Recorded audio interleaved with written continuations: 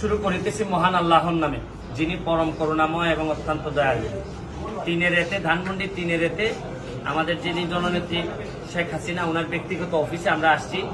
এখানে হচ্ছে গিয়ে যে কারণে আসছি, একটা ফর্ম কিনে গেলাম। ফর্মটা আমার জন্য না, এটা হচ্ছে গিয়ে আমার কলিগ, যিনি প্রায় 15 বছর ধরে আমরা একসাথে সুপ্রিম কোর্টে কাজ করতেছি। উনি হচ্ছেন গিয়ে ঝিনাইদহের শৈলকুপা, উনার শৈলকুপার সন্তান। উনি জীবনের বিভিন্ন সময় ছাত্রলীগ করে আপনার বন ও পরিবেশ উপকমিটিতে ছিলেন, বিভিন্ন রাজনৈতিক পদবি উনার আছে। উনি যেহেতু আপনারা জানেন যে এই শৈলকুপা থেকে যিনি নির্বাচিত হয়েছিলেন আব্দুল্লাহ সাহেব, উনি ওনার মৃত্যুর জনিত কারণে এই আসনটি খালি ঘোষণা করা হয়। কারণ আবার নতুন নির্বাচন, আপনারা জানেন নির্বাচন হবে, এই জন্য আওয়ামী লীগের একজন প্রার্থী হওয়ার জন্য অ্যাডভোকেট লিটন আহমেদ, যিনি অলরেডি বারেট ল শেষ করে আসছেন, আর হয়তো 15-20 দিনের ভিতর ওনার একটা অনুষ্ঠান হয়ে গেলে উনি ব্যারিস্টার নাম লিখতে পারবেন। তো উনি এখানে প্রার্থী হিসাবে আসছেন। আমি ওনার কলিগ হিসাবে যেহেতু এত বছর ছিলাম একসাথে, ওনারা আমি একেবারে নিজ থেকে চিনি। সৎ মানুষ বলতে যা বোঝায়। তো আমার কাছে মনে হয়েছে যে ঝিনাইদহের নির্বাচনে আমি কেন এই ভিডিওটা করতেছি বা আমি কেন ওনারে পরিচয় করাই দিচ্ছি। উনি তো আমার এলাকার না। আমার প্রশ্ন হচ্ছে গিয়ে যে বঙ্গবন্ধুর সোনার বাংলা বানাইতে গেলে শুধু আমার হবিগঞ্জের একজন এমপি আমাকে দিয়ে হবে না। বিভিন্ন জায়গায় যারা সৎ লোক আছে তাদের নাম বলে দিতে হবে। ওই এলাকার মানুষ তাকে নির্বাচিত করবে কিনা এটা এলাকার মানুষের দায়িত্ব। কিন্তু আমার কথা হচ্ছে যে এই লিটন আহমেদ যদি কারো টাকা মাইরে থাকে, সে যদি কোনো বালুর ব্যবসা, মাটির ব্যবসা, এইসব ব্যবসা করে থাকে, তাহলে তার এলাকার মানুষ এখন আমার ভিডিওতে লেখো যে এই লোক এই ঝিনাইদহের শৈলকুপাতে বহু মানুষের টাকা মাইরা দিছে, দলের নাম কইরা ভাঙ্গায় খাইছে। এরকম যদি হয় তাহলে আমরা রিটার্ন করব। কিন্তু যদি না হয়, সে যদি বঙ্গবন্ধুর আদর্শকে ধারণ করে বহুদিন, সে যদি নির্যাতিত, নিপীড়িত, যা যা হওয়ার পরে সে যদি কোনো দুর্নীতি না করে, সে যদি মনে করেন ওই এলাকার নেতা হইতে চায়, আমি মনে করি অন্য এলাকার লোকেরও তার ব্যাপারে একটা প্রশংসা করা উচিত। আমি যেভাবে অন্য দুর্নীতিবাজ আমার এলাকার না হইলে আমি যেভাবে বলি, আমার মনে করি যে যারা সৎ লোক তাদের ব্যাপারেও কথা বলা আমার দায়িত্বের মধ্যে পড়ে। এই জন্য আমি ঝিনাইদহের শৈলকুপা যারা আছেন, যারা অন্যান্য যারা ক্যান্ডিডেট আছে নির্বাচন করবেন, তারাও ভালো লোক। আমি মনে করি তাদের জন্য আমি দোয়া করে দিচ্ছি। নিশ্চয়ই তারা এলাকায় করছেন বলেই তারা নির্বাচন করবেন। তারপর আমি তাকে ব্যক্তিগতভাবে চিনি। এই জন্য আমি মনে করি এরকম একটা লোক যদি এমপি হয়, নেতা হয়, তাহলে আমি যে গতিতে কাজ করতেছি আমার মাধবপুর সোনারঘাটে, আমি এই গতিতে আমি তাকে সহযোগিতা করতে পারবো। একই গতিতে তাকে নিয়েও কাজ করা সম্ভব।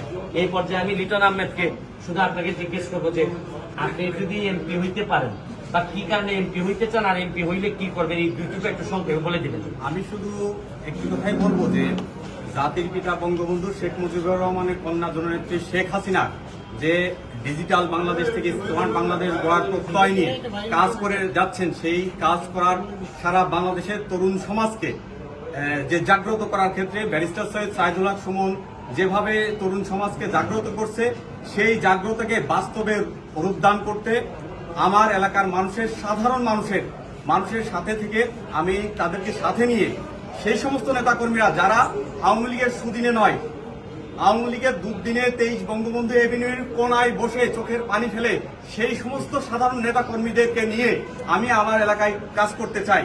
এবং সাথে সাথে আমরা যারা বঙ্গবন্ধুর আদর্শকে ধারণ করি, জননেত্রী শেখ হাসিনার যে বাস্তবে সোনার বাংলা গড়ার জন্য যে কাজ করে যাচ্ছে, সেই শুধু কথাই নয়, বাস্তবে তরুণদেরকে নিয়ে বঙ্গবন্ধুর আদর্শকে ধারণ করে সত্যিকার অর্থে কাজ করা, কথা দিয়ে নয়, সত্যিকার অর্থে কাজ করা, সেই প্রত্যয় ব্যক্ত করে আমি আজকে একটা নমিনেশন ফর্ম কিনলাম।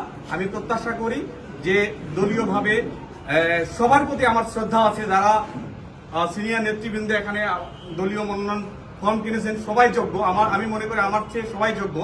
তো তাদের প্রতি শ্রদ্ধা রেখেই আমি আমার এই আশাবাদ ব্যক্ত করছি এবং আমি ভবিষ্যতে আমার নমিনেশন না পাইলেও আমার এলাকার মানুষের সাথে থেকে আমি কাজ করব।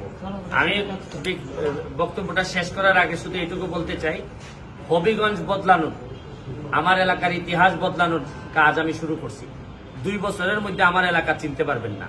অলরেডি যেসব কাজ শুরু হয়েছে আপনারা চিন্তাই করতে পারবেন না।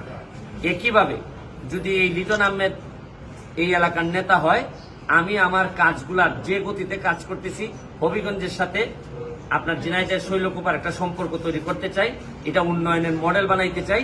বঙ্গবন্ধুর একটা সোনার বাংলার একটা ছোট্ট অংশ শৈলকুপা এবং হবিগঞ্জের এই মাধবপুর সোনারঘাট আমরা উপহার দিতে চাই। আমাদের সবার জন্য দোয়া করবেন, ওনার জন্য দোয়া চেয়ে নিচ্ছি। যেহেতু সৎ মানুষ, তার জন্য যতটুকু জায়গায় চাইতে হয় আমি চেষ্টা করব। তারপরও তার যে ওয়াদা, এই ওয়াদা ভাঙতে দিব না।